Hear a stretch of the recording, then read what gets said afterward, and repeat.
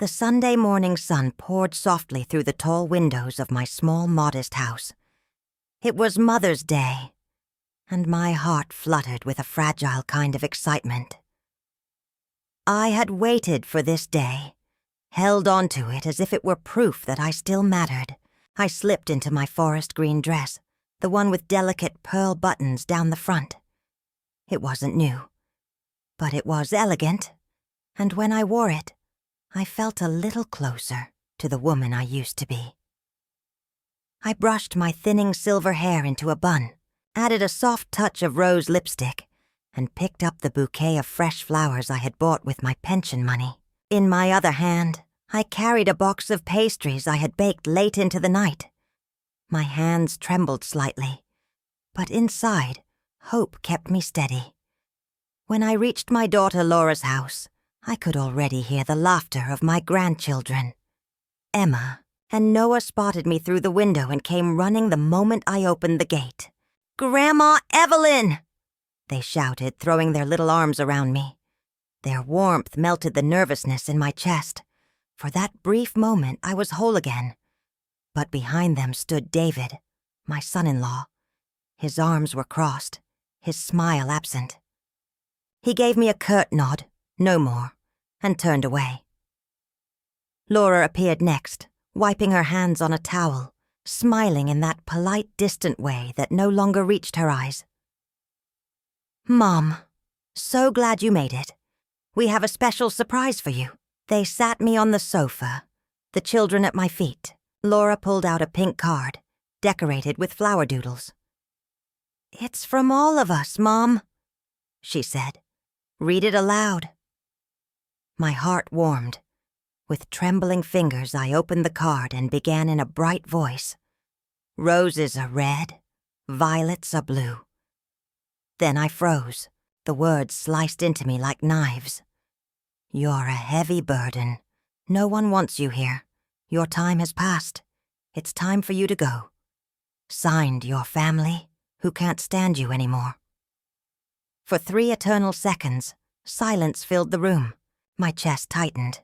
My throat closed. Then David burst out laughing, a harsh, mocking laugh. Laura covered her mouth but couldn't stop her giggles. Even the children, not understanding, joined in. "Did you see your face, Mom?" Laura wheezed between laughs. "David, you should have taken a picture." The card slipped from my trembling hands to the floor. Tears blurred my vision. "Mom, don't be so dramatic," Laura said lightly. "It was just a joke." David smirked. "Yeah, Evelyn. Don't take it seriously. But maybe it's time you considered other options." "Other options?" I whispered. "Senior living communities," Laura said casually. "You'd be more comfortable there, with people your age." The words struck harder than the card. My own daughter was telling me I no longer belonged in her life. I stood, legs shaking. I should go."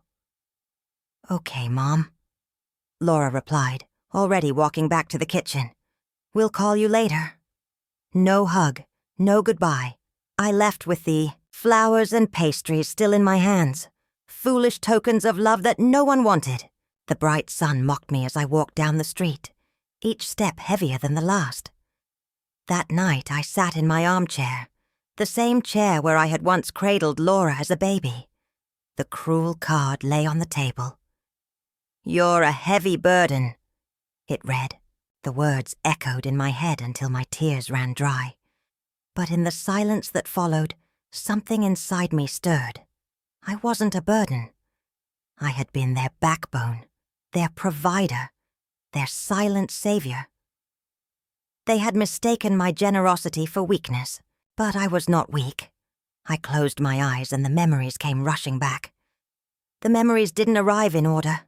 They spilled and collided, bright and sharp as broken glass. I saw a tiny kitchen with peeling linoleum and a handwritten note on the table. I was 29, and Laura was 3, sleeping with her cheek pressed against a teddy bear missing one eye. "I'm sorry," I can't do this anymore. That's what the note said. No goodbye. No explanation for his daughter. No forwarding address for child support. Just a coward's apology and a sentence that snapped our life in two. That night, Laura woke to the sound of me crying into a dish towel. "Where's Daddy?" she asked, blinking at the dark. I gathered her into my arms and rocked her gently. "Daddy had to go far away," I whispered. "But Mommy is here. I'm not going anywhere." The words shook as I said them, but a vow settled in my bones like steel. She would never go without. Whatever the cost, I would pay it. And I did. At the textile mill, the air smelled of oil and heat, and the machines argued all day like thunder trapped in metal cages. I learned to move my hands while my mind kept lists. Rent due, shoes for Laura, the next bag of rice stretched into 4 dinners if I added carrots and thyme. My fingertips cracked from thread and dust, red crescents of pain that stung when I washed dishes at night. The supervisor said I was quick. Quick meant extra shifts. Extra shifts meant Laura could keep ballet lessons for another month. I remember falling asleep at the kitchen table once, face pressed to unpaid bills, waking with the imprint of numbers on my skin and the cold certainty that exhaustion had become my new religion. But every evening before I surrendered to sleep, I tucked Laura in and kissed her forehead. "I love you, my angel." She'd whisper, already drifting, "I love you more, Mommy." Those words fed me more faithfully than any pantry ever could. When she turned 17 and said nursing school, her eyes were lit from within. "Can we afford it?" she asked, voice small with hope. I sold my mother's jewelry the next week, tiny emeralds winking like goodbyes from a velvet pouch. I stood very straight while the jeweler counted out cash that smelled of old paper and regret, and I did not cry in front of him. I saved that for the bus ride home, head turned to the window so no one would see. During Laura's university years, I scrubbed office floors on weekends, the sour bite of bleach in my throat. I learned which pain in my back meant I had to stop and breathe. 30 seconds, then keep going. Sometimes I'd get home at midnight and find Laura asleep at the table, textbooks open like wings, a highlighter fallen from her hand. I'd cover her with a blanket and stand there for a minute thinking, this is why. On graduation day, we both cried. She held me so tight I thought my ribs might crack. "We did it, Mommy," she said, laughter in her tears. "This is because of you." Pride rose inside me like sunrise. I mistook that warmth for permanence. Then came David. He was polite at first, careful. He laughed at the right moments, helped carry chairs after family dinners. I studied the way he looked at Laura. Devoted, I wanted to believe. When they announced the wedding, I opened the tin where I kept my savings. $12,000, half of everything I had, slid across the table toward my daughter. "This is too much, Mom," she protested, but her fingers curled around the check like a second heartbeat. "Nonsense," I said, smiling to hide the hollowing. "It's your day." At the reception, Laura twirled beneath strings of lights, the skirt of her dress a small white storm. I stood at the edge of the dance floor with a plate I didn't want, and watched her happiness like a sunrise I'd purchased with old jewelry and late shifts. I told myself that was how love worked. You turned your life into firewood, and their joy burned warm. The first house was next. They wanted a place with a yard, a kitchen island, a room that could be a nursery. "Just until we're settled," Laura said, eyes bright with plans. I gave them $25,000. All my careful years turned into a bank transfer that went silent in less than a minute. David shook my hand a little too firmly. "We'll pay you back," he said. We all let the lie sit between us and called it hope. Emma and Noah arrived like little dawns, and my world rearranged itself around their giggles. I became the morning. At their door by 6, toast browned just enough, socks found under couches, alphabet sung into cereal bowls. We invented games that didn't need money. I taught them how to make paper boats race in the sink, how to clap on the offbeat and laugh at our own clumsiness.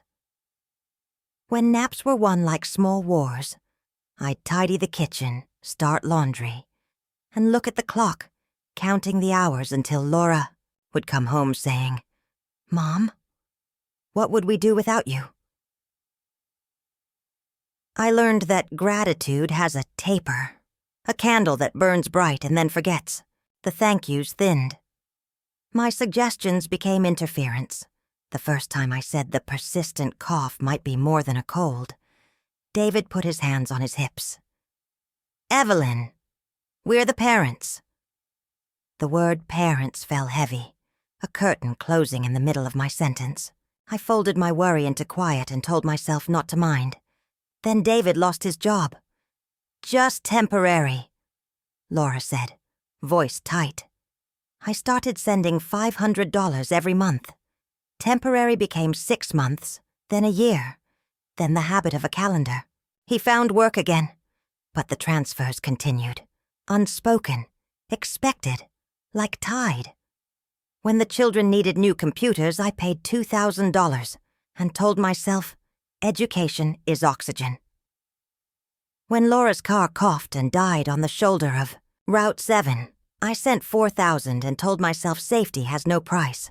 When the kitchen wall wanted a window where there had never been one, I wrote a check for $8,000 and told myself, love is renovation. There are many ways to be erased. One of them is called Emma's 8th birthday. I arrived early with a homemade cake and a ribboned gift. The driveway was a garden of cars. Music lilted through the windows. David opened the door and his mouth flattened. "The party starts at 3, he said, voice like a ruler. "I thought I could help," I offered, holding up the cake. His mother, Helen, floated behind him with a string of balloons and a smile for someone else. "We don't need help. Laura has it under control." "Don't be dramatic, Mom," Laura said when she appeared, apron dusty with flour. "You can stay. Just don't go in the kitchen. You know you get confused with recipes." Confused, I who had measured out whole childhoods in teaspoons. I took my place on the patio like an extra in a film that used to be about me. I smiled when I was supposed to. I clapped when the candles went out. In the photos posted later, 20 images of joy and cake and cousins. I was a ghost at the margin or not there at all. That night, Emma hugged me and asked why I'd been so quiet. "I'm just tired, my love," I lied. "Grandma Helen says you're too old for big parties," she added, thoughtful and guileless. The sentence lodged beneath my ribs and stayed. Christmas should have saved me. I wrapped generosity in paper and ribbon. $3,000 of wanting to be seen. A bicycle for Emma, a tablet for Noah, French perfume for Laura. A power tool David had mentioned once while he thought I wasn't listening. "We'll open everything together tomorrow," Laura said, sweeping my gifts under a tree already heavy with fortune. Tomorrow came and paper flew like winter birds. Thank yous were plural, generalized, afloat. The special box I pressed into Laura's hands later, my grandmother's pearls, their luster a hymn, returned to me after a glance. "You know I don't wear much jewelry," she said. "Maybe keep it for when the kids are older." A century of women closed its eyes in my palm. 2 months later, a fever found me and would not relent. My small house became a ship on rough water. The kitchen was an ocean away. I called Laura and asked for soup. "Mom, we're slammed," she said, breathless and distant. "David has a deadline and I'm on doubles. Ask a neighbor? I can barely walk," I whispered. "Mom, you're not a little girl. We can't come running every time you get a cold." She hung up before I could remind her I had once run every time a nightmare touched her. Mrs. Carter, 82 and brisk as winter air, shuffled over in her house shoes and made enough broth to feed a choir. She wiped my forehead and told me very funny stories about her dead husband's terrible singing. When I was better, I took a pie to Laura's, and no one asked where I'd been. The final straw wore a phone's glass reflection. I was rinsing lettuce in their kitchen when David stepped onto the patio, and I heard the careful voice he uses for people he wants to impress. Yeah, my mother-in-law lives alone. She's getting dependent. We're looking at options to move her into a proper place. You know how old people get. A proper place. I dried my hands on a dish towel and stared out the window at the thin winter light. I am not furniture. The thought rang like a bell. That night, back in my armchair, the Mother's Day card lay like a wound that had learned to speak. But grief, I discovered, has a second voice. It sounds like doors unlocking. It sounds like paper sliding from a wooden box, where it has waited patiently for decades. My mother told me once, in the voice she reserved for family truths, about a property in Nassau. Your grandparents were stubborn savers, she said. They left it for you. A beachfront condo, a management company. Rent moving like a river into an account I never touched because I was too busy meeting needs right in front of me. There was also Aunt Lucille. No children. A laugh like a trumpet, and a will that wrote my name beside bonds and stocks and certificates that grew as quietly as moss. I spread the documents across my bed, bank statements that smelled faintly of dust and triumph, deeds that said I belonged somewhere with turquoise water and sun-bleached balconies. I added numbers with a pen that didn't shake. The total shone up at me, more than $400,000. And below that sum, a ledger of my giving. The wedding, the house, the monthly transfers, the computers, the car, the kitchen. The 100 small rescues that do not fit in a list, but still have weight. $67,000 without counting the mornings of my life. I laughed then. One low, surprised sound. They called me a burden while standing on the bridge I built with my own bones. Morning arrived like a decision I had already made. I bathed, dressed in my gray suit, pinned my hair into order, and went to the bank when the doors unlocked. Mr. Henderson's office smelled of leather and coffee. He adjusted his glasses 3 times while I spoke. Cancel the monthly transfer to Laura's account. Close the joint emergency fund. Move these investments into instruments with my name only. Set aside enough liquid funds for travel and relocation. He asked if I was sure the way good men do when they recognize a person walking out of a fire. I am, I said, and signed my name like a door closing. Softly, the lawyer's office had the same ficus it always had, and a receptionist who remembered. My birthday better than my daughter. Mr. Franklin took off his glasses and rubbed the bridge of his nose when I began. I want to rewrite the will. He asked if something had happened. Yes, I said. I remembered who I am. The foundation for abandoned seniors would receive what I had once designated for Laura and David. A trust would bloom for Emma and Noah at 25, contingent only on maintaining real contact with me, not performative kindness purchased with holidays. It's a hard line, he said gently. It's a boundary, I corrected. When the papers slid toward me, my hand was steady. The pen's scratch sounded like a small choir singing Amen. Back home, I took out the good stationery I had been saving for a letter I thought I would never write. I dipped a pen into black ink and wrote to Laura first. I told her I was leaving, that the monthly lifeline had been cut because I was not a bank. I told her about Nassau, not to gloat, but to place truth where lies had been comfortable. I told her what love is and what it is not. I told her my will had changed, that my legacy would go where compassion still had breath. I did not accuse. I did not plead. I set a lamp on a hill and walked away from it. To David, I wrote simply, I had once called him son. I had shouldered their bills and quieted their emergencies out of love. I had heard him speak about a proper place for me, as if I were a chair too large for their living room. I said the proper place had always been mine to choose. I said I chose sun and salt air, and never again mistaking my generosity for weakness. I sealed the envelopes and laid them on the coffee table beside the cruel card, a trinity of paper that told the whole story: ridicule, reckoning, release. Booking the ticket took less than 5 minutes. So many of the hardest things do. A first-class seat because I wanted to feel the wide-shouldered certainty of comfort for once. The confirmation email pulsed like a heartbeat. Departure, Friday morning. Destination, Nassau. Purpose, liberation. On the last day in my little house, the light pooled across the floor in warm rectangles. I moved slowly through the rooms like a curator in a museum of my own life. In the kitchen, I ran my hand along the edge of the table where Laura had learned to count with beans, lined up like soldiers. In the bedroom, I touched the dent in the mattress, where grief had once kept me company, and thanked it for leaving. In the living room, I palmed the back of the armchair that had held me, while I practiced a skill I'd been told old women forget: remembering my worth. When the taxi honked, I stood in the doorway and listened to the house breathe. "Thank you," I said aloud to walls that had heard it all. I left the keys with Mrs. Carter, along with a note that promised postcards and a phone number, with a country code that felt like wings. At the airport, I did not hurry. I did not apologize for taking my time at the counter. The agent glanced at my ticket and smiled in a way that reached his eyes. "First class, Miss Evelyn. Right this way." The Ms. glowed. I carried nothing I didn't choose.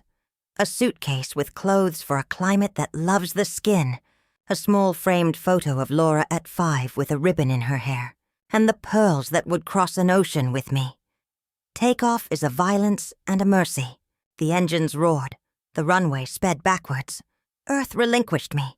Through the window, my city broke into neat puzzles of roof and road, then into blurs, then clouds. I pressed my fingertips to the oval of glass and felt, absurdly, as if I were touching sky. With each mile, shame fell away like old bark. Over the water, the plane hummed a low, mothering sound. The ocean below was an endless conversation of blue. I thought about loneliness, how I had feared it like a wolf hiding in trees, and how, once I stepped toward it, I found a dog that only wanted to walk beside me. I thought about the sentence I had underlined in my own heart the night I packed. You teach people how to treat you by what you are willing to allow. For decades, I had accepted crumbs and called it a feast because the table was family. Today, I chose a different table. When we landed, heat rose up from the tarmac like applause. The air tasted of salt and fruit. A driver in a white shirt held a sign that said, "Mrs. Evelyn," and the absurd kindness of the honorific made my throat tighten. We drove along a ribbon of road pinned between palm trees and glittering water, and the world grew color again. The condo was whitewashed and sun-soft, with blue shutters that winked at the sea. I turned the key, and the door opened with a sound like a contented sigh. Inside, light gathered in bowls on the floor. The balcony called to me, and I answered, stepping into a wind that lifted the fine hairs on my arms. The ocean spoke in 1,000 voices at once. I closed my eyes and let it say my name. I unpacked slowly, folding a life into new drawers. On the bedside table, I placed the photo of little Laura, the one with the ribbon, and beside it, the pearls. I told my grandmother out loud that her necklace had crossed water again and found a throat that would wear it on ordinary Tuesdays, just because. I brewed tea and held the warm cup at the railing until the sky unspooled its color into evening. Later, with the balcony doors open to the sound of waves, I wrote to Emma and Noah on crisp postcards. The water here is the color of laughter. I miss your giggles. Call me when you want to hear about the hummingbirds. I did not address the cards yet. I would wait and see who called from love and who called from instruction. I slept without dreams that first night, the sea laying its hand on the wall like a benediction, In the morning I walked to the edge of the surf and let it curl around my ankles. The water was brisk and true. I said a prayer without words and felt it answered by sunlight on water. Days found their shape. I met a woman at the market who sold mangoes and called me sweetheart, with no expectation attached. I bought a cheap straw hat and a good pair of sandals. I learned the names of flowers that had only ever been postcards to me. Bougainvillea, frangipani, hibiscus, and said them like a poem as I climbed the stairs. I called Mr. Franklin to confirm the filings, and Mr. Henderson to set up a recurring donation to the senior foundation that now wore my name in quiet letters. I called Mrs. Carter just to hear her scold me for not sending a picture yet. On the 7th day, the phone rang with Laura's number. I let it buzz through to the polite voice of voicemail because I was still learning the new choreography of my heart. Later, I listened. Her message started brisk and ended small. Mom, I got your letter. Can we talk? I took the pearls from their dish and held them in my hand until their coolness warmed. That evening I called her back and said, hello, to a daughter whose voice had forgotten softness and was trying to remember. We did not solve a lifetime in one call. We set a table with 2 chairs across a sea and promised to sit again. Some afternoons the old ache visited unannounced, as old aches do. I let it in. I made it tea. I did not let it touch the locks. In those moments I would walk to the balcony and say out loud what I had learned, so that the waves could carry it to anyone who needed it. You are not the names they give you when their mouths are full of fear. You are not the burden they balance on your back while they call it love. You are the keeper of your own door. One evening, a storm shouldered in from the horizon with godlike drama. The sky darkened in a single inhale, and rain fell so hard it washed every sound clean. I stood at the glass and watched lightning stitch heaven to water. I thought of that pink Mother's Day card and realized something bright and wild. I was grateful for it. Not for the cruelty, never for that, but for the way it tore the curtains down and let me see the room I was living in. Some doors only, open from the inside, and some lights only switch on in honest darkness. After the storm, the world smelled baptized. The moon rose with her quiet lantern and laid a path of silver across the sea straight to my feet. I stepped onto the balcony and lifted my face like a sunflower finds its math. I am Evelyn, I said into the soft night. I am not a burden. I am not unwanted. I am free. The words didn't echo. They nested. If you're listening to this, if tears have warmed your hands, if some part of you recognizes the shape of my ache, hear me. You can set your table somewhere else. You can take your name back from the mouths that mispronounce it. You can teach them by leaving what your presence had been worth all along. The next morning I wore the pearls to buy bread, for no one but me. A hummingbird hovered at the balcony, like a tiny green miracle, and I laughed out loud because life, it turns out, loves a woman who chooses herself. I sliced a mango and ate it in the sun, juice running down my wrist. The sweetness so complete, it felt like an apology from the world, and an invitation from it too. I sent a final note to my old address with a forwarding order. If you come to visit, bring nothing but your true heart. Anything less will be left at the door.